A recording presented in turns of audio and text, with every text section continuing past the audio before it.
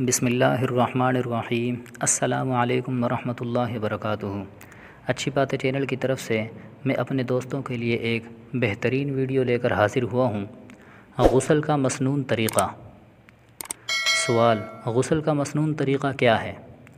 جواب: غسل کرنے والی کو چاہیے کہ پہلے دل میں غسل کا ارادہ بھی کرے کہ میں پاک ہونے کے لیے غسل کرتی ہوں، پھر گٹے دونوں ہاتھ دھوئے، پھر استنجے کی جگہ دھوئے۔ ہاتھ اور استنجے کی جگہ پر نجاست ہو تب بھی اور نہ ہو تب بھی، ہر حال میں ان دونوں کو پہلے دھونا چاہیے۔ پھر جہاں بدن پر نجاست لگی ہو پاک کرے، پھر وضو کرے، اور اگر کسی چوکی یا پتھر پر غسل کرنا ہو تو وضو کرتے وقت پیر بھی دھو لیں۔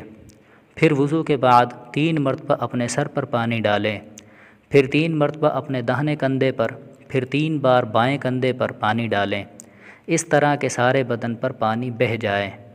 پھر اس جگہ سے ہٹ کر پاک جگہ میں آئے اور پھر پیر دھوئے، اور اگر وضو کے وقت پیر دھو لیے ہوں تو اب دھونے کی حاجت نہیں۔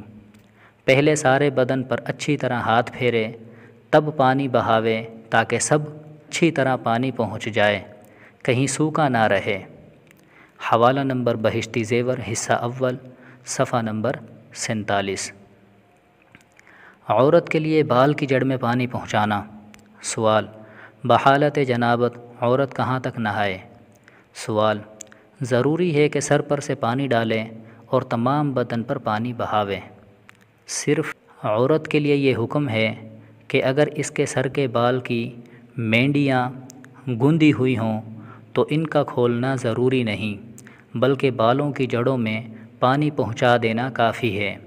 یعنی اس طرح کرے کہ سر پر پانی ڈال کر بالوں کو ہاتھ سے دبا دے کہ پانی جڑوں میں پہنچ جائے۔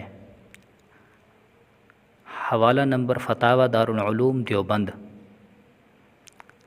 سوال: اگر مرد کے پیشاب کے مقام کی سپاری کا حصہ پاؤں یا نصف یا انتہائی حصہ فرج میں داخل ہو جائے اور جوش کے ساتھ منی نکل کر فرج میں داخل ہو جائے، اس صورت میں عورت پر بھی غسل واجب ہوگا یا نہیں؟ جواب: عورت پر غسل واجب نہیں۔ حوالہ نمبر فتاوی دارالعلوم دیوبند۔ اگر بھائیوں کو ویڈیو اچھی لگی ہو تو ویڈیو کو لائک کریں، دوسروں کو شیئر کریں۔ جزاکم اللہ خیرہ۔